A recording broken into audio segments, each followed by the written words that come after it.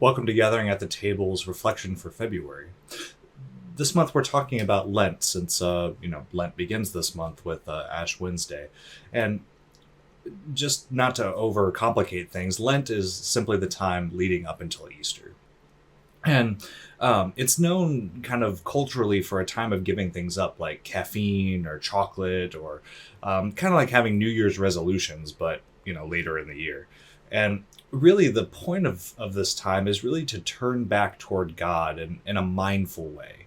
And the best way that I've found to do this is actually to be mindful of Jesus's teachings, because otherwise we can kind of get bogged down in practices that Jesus really didn't teach. So this year, I wanted to focus on a radical welcome and a radical love. And I decided that I wanted to add something during this time instead of taking it away.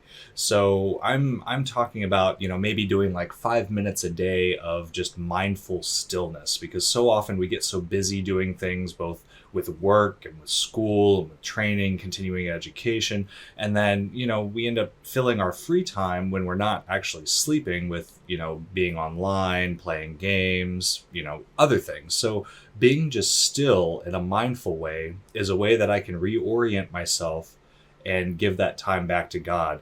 And again, it may only be 5 minutes, but for me, it's a practice that says, God, you are the focus. I want to focus on what's good, and that's how I do that.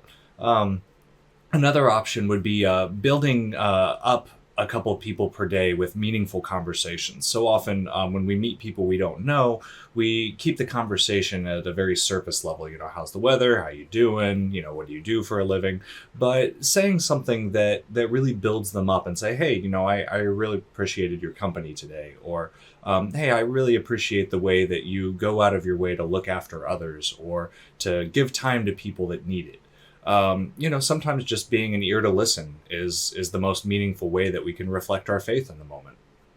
Whatever makes the most sense to you, I encourage you to set a practice that's modeled after how Jesus treated other people, because our faith is not just about us as individuals and our own individual practices. It's about how we treat other people and live within the community that's beyond ourselves. That's the true reflection of our faith and really what Jesus pointed to, not individual salvation. So look forward to hearing from you in the coming weeks, and I'll see you next time.